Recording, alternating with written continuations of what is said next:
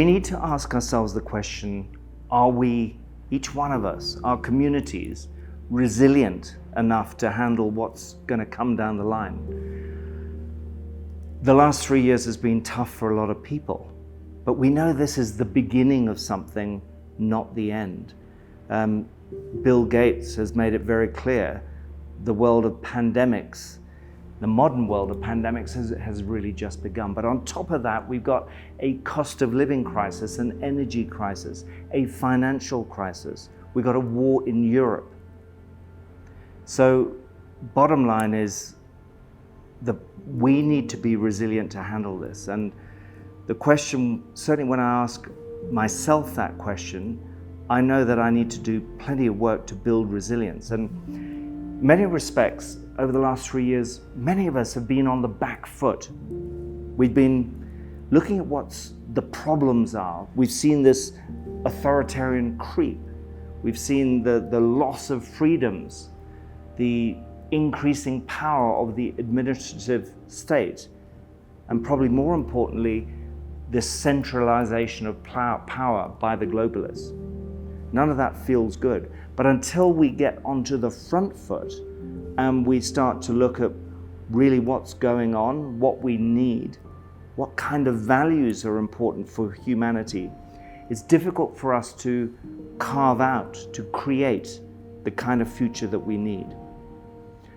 And I'm arguing here that resilience is right at the heart of it. If we can build our resilience, our immune resilience, our physiological resilience, our emotional resilience, our psychological resilience, we can handle a whole lot more than if we lose that resilience, if we become weak in the face of the many challenges. And the place I believe that we need to be drawing inspiration from are natural systems. Why? Well, natural systems have been working on resilience for millennia. If we look at the co-evolution of how a rainforest became a rainforest or a coral reef, it's about an interplay and interaction all the time between individuals and communities, where the good stuff gets to stay, the bad stuff gets weeded out. And in the end, the things that really work is when things are in tune with each other. And the world that we have at the moment is a world which is undergoing incredibly rapid change. And we're seeing this change, this locus of control changing dramatically, moving away from the individual to the state and to, if you like, control by a few. Natural systems don't work like that. So in the extended article, the feature that I've produced on resilience, we really look at this whole issue, and drawing from nature, we can reevaluate some of the values that we really need. One of the big changes in terms of values that's occurred over the last few decades is this blind worship of science and technology. So you will have seen in a previous piece where we were looking at how the scientific establishment is trying to increase trust in science. They're doing it in a pretty dastardly way, a way in which the scientific establishment is protected. In other words, they have become immune from scientific misinformation.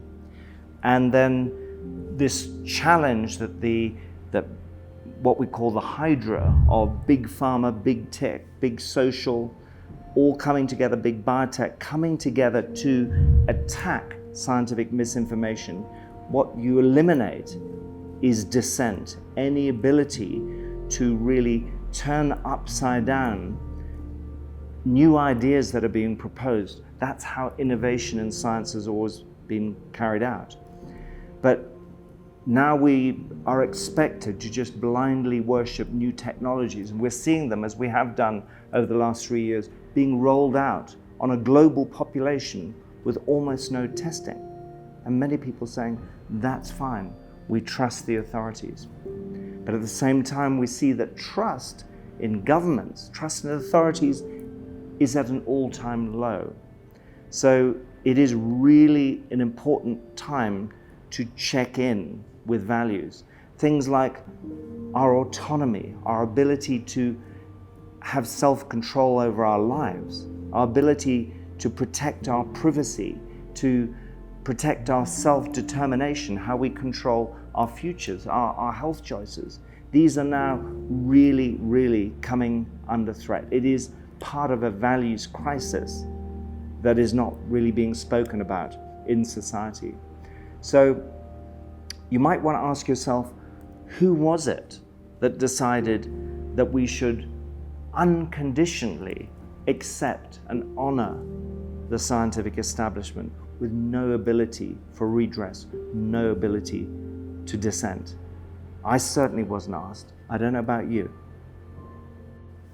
So what we've done is create a whole framework for resilience that applies to individuals, to communities, that looks at the ethical values as well behind resilience in its broadest sense. But first of all, let's just ask the question, what is resilience? Quite simply, it is the ability to bounce back from any kind of stressor. What do I mean by a stressor? Well, it can be an environmental stressor. It can be an infection that you get. So if you have an ability to recover quickly from an infection, you have a high level of immunological resilience.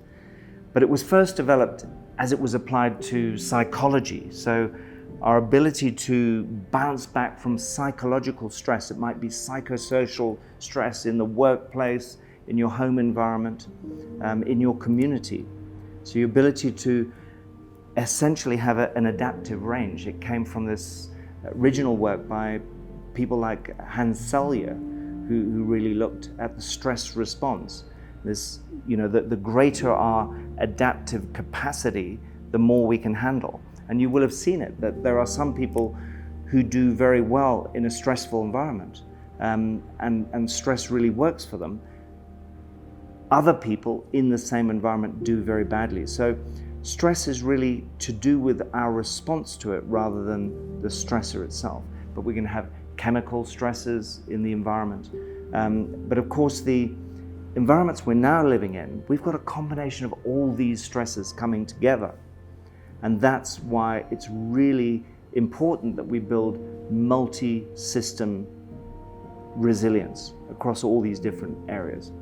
So what we've looked at, we've divided the 23 different elements of resilience into 4 main groups. The first one is resilience itself and its cofactors. We're reminding you that because we've drawn all of this from lessons from nature, wherever you have resilience, you also have resistance.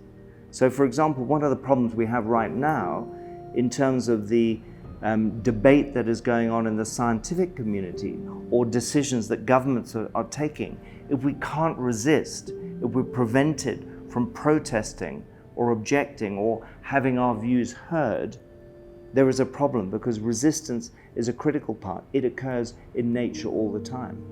And our ability to adapt, to have this broad adaptive capacity, is really critical, as is our flexibility.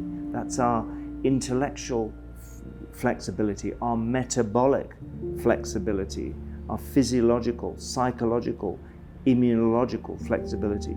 We need to work on all of these areas and understand markers for it. We've done a lot of this work within our blueprint project in terms of the understanding the ecological terrain. But really important now that we can apply it to people's everyday lives. The second value is about the particular values that we attach to resilience as applied to the individual. Number one really has to be freedom, the very thing that has been taken away from so many people. Another one is empowerment. We have 8 in total. And I'm just giving you a teaser here, because please read the full article. And if you disempower people and you take their freedom away, they cannot be resilient. Another one is reciprocity. This is a rule of the universe. If you give, you get back. If you don't give, you never get back. And so this is part of this interaction. At the moment, there is this view that we need to give everything up in order to do something which is meant to be good for the collective. But actually, nature doesn't work that way. There is still an element where we need to ensure that we have the right kind of environment for ourselves, for our loved ones, but then we're able to give and we get back.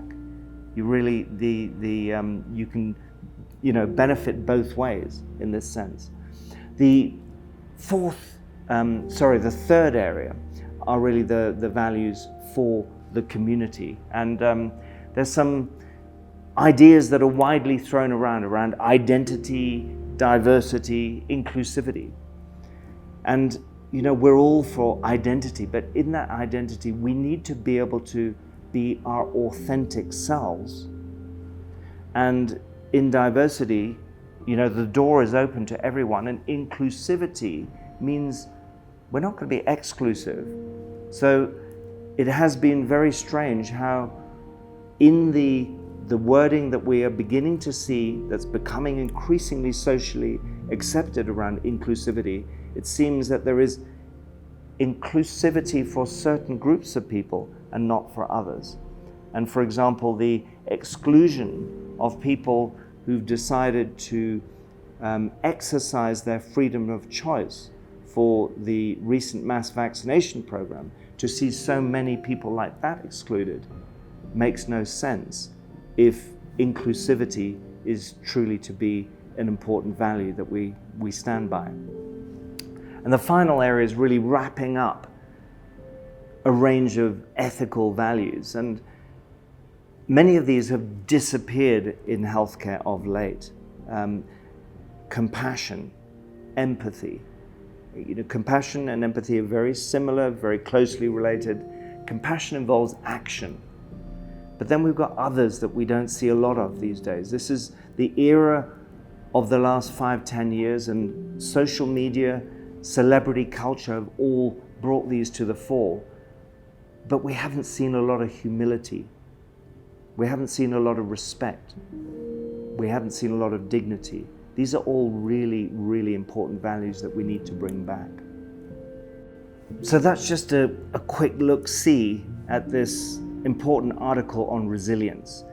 We urge you to have a read of it. We urge you to share it. The issues around censorship are now very, very serious. It's very hard for organizations that have been speaking out, such as ourselves, to be able to share directly on social media platforms. So we're really asking for your help.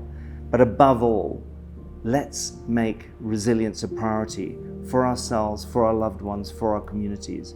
That way, we really will be future fit. So thank you for listening.